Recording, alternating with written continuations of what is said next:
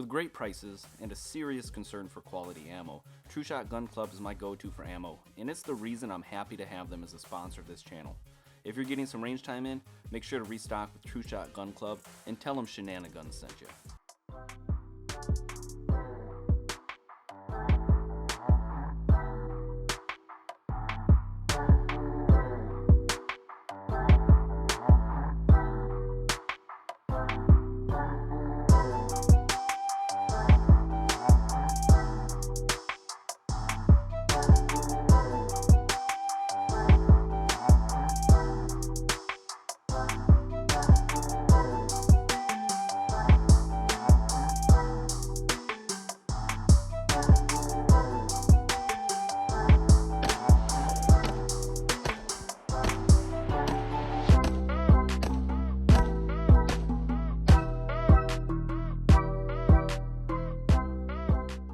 Welcome back to the channel. Today, we're doing the first 50 with the Canik MC9. We're gonna take our first box of ammo, run it through it, and I'm gonna give you my live feedback about it. So this is a new offering from Canik. It's a slimline micro compact, has a 12-round magazine, and also comes with a 15-round extended magazine. A host of safety features, and I'm looking forward to shooting it and giving you my opinion. I haven't put any rounds through this yet, so let's get into it.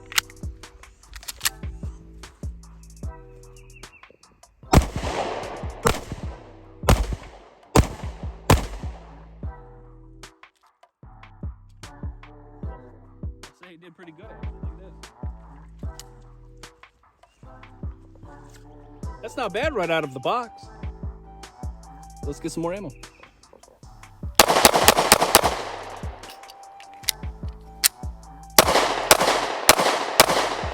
First thing I want to point out is this trigger. Honestly, it's phenomenal.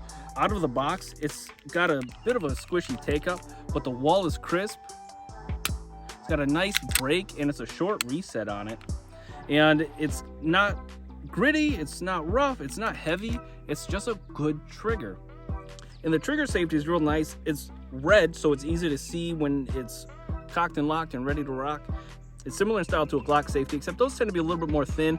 And this one, when you press your finger on the trigger, it tucks away real nice.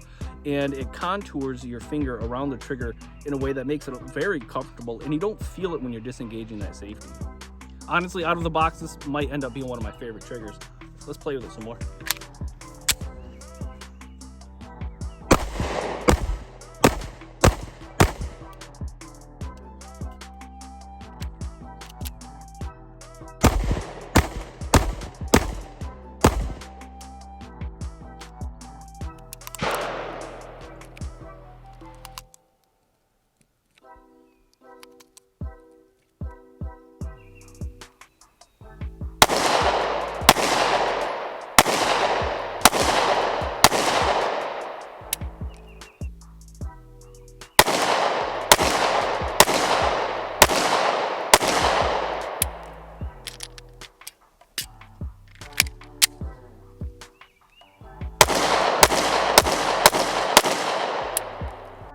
Honestly, the grip is super comfortable. It reminds me of an M&P Shield 2.0, the kind of thicker one, except if it was better in kind of every way. It doesn't feel too rough. The grip texture is real nice, and it holds on without feeling like it's tearing your hands up. And it's thin all the way around, so it's easy to hold on to, especially fitting 12 rounds or with a 15-round magazine. But this grip texture is real nice, real comfortable. And I feel like I can hit all of the controls, even with my Whopper Jr. hands, I can hit all of the controls without having to reach for them. And in some cases, I have that issue on a lot of firearms, either with the slide lock or the magazine release, I can move it around. And with this, I can get it real easily. Comfort-wise, it's real nice. It's contoured. There's no real sharp edges that scratch or anything like that. Shooting has been a real pleasure. And it's a little bit snappy. It does feel like you have more recoil, but it is a small little platform. So what are you gonna do? But it's comfortable to shoot, and I don't feel like it's slipping out of my hand. I do feel like I have a good solid hold on that.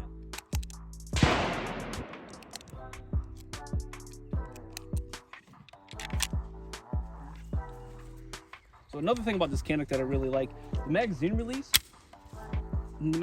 don't play. It throws these magazines right out of here. And it's not hard to manipulate, locks in real well, but boy, it just gets rid of these magazines. Now let's get some more rounds down here.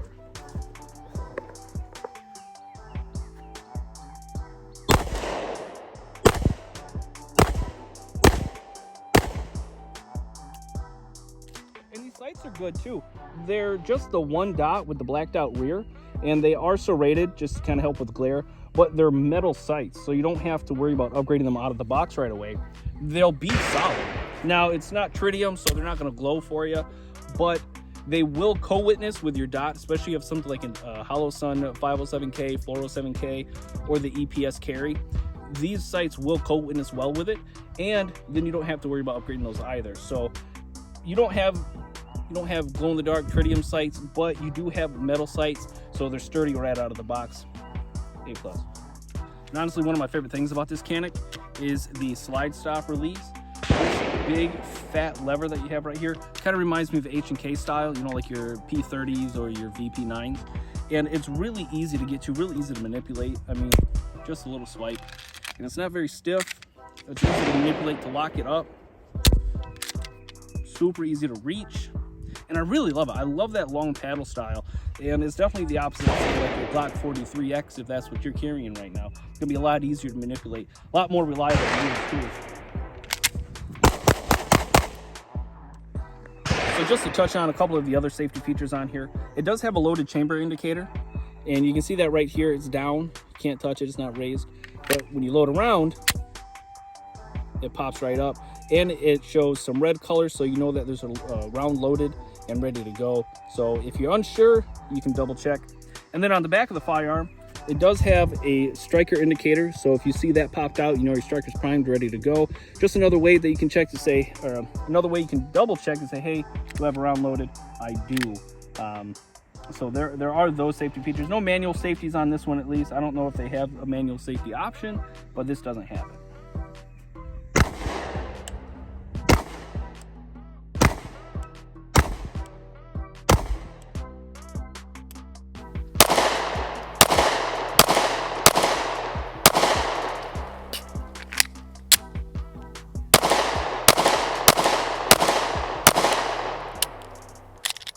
All right, so we're on our last 5 rounds of the 50 that we brought with us for this review, and overall, I really like it. It's nice, it's fun to shoot, it's comfortable in the hands, and for being a thin gun, it still feels good. And even with my small hands, I can reach the controls real easily. I don't have a problem manipulating them at all. Optic ready comes for the 507K footprint, so you can mount a lot of different things on there. A few safety features that I think people can appreciate whether you're into them or not. And the trigger is phenomenal. Again, I can't say enough to that. It's just got such a nice trigger on it. It's crisp, it's clean right out of the box. The only thing I did to this was just add a little bit of oil to it. I haven't cleaned it, haven't done anything special. Good iron sights, good backup for something like your 507K or EPS carry. And I like it overall. So let me know what you think. What do you guys think of the Canik MC9? Is it a win? Is it a bust? Leave your comments below. And I'm gonna go ahead and put the last 5 through this, have a little bit more fun.